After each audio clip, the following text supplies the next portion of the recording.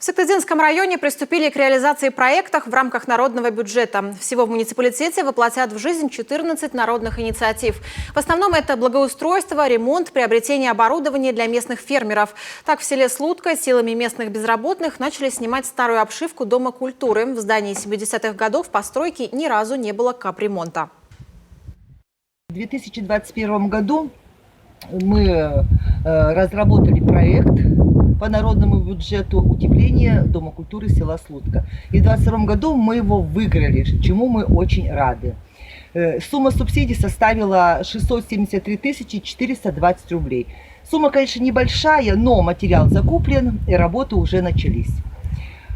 И мы надеемся, что в скором времени наши уважаемые жители будут приходить в теплое и уютное помещение. Ну и работникам Дома культуры также будет уютно работать в нем.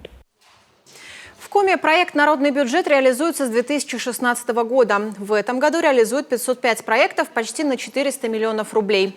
Лидеры среди населенных пунктов – Усть-Цильма, Визинга, Усть-Кулом, Обьячево, Косла, Ношуль, Усть-Вым, Карткирос и Усогорск.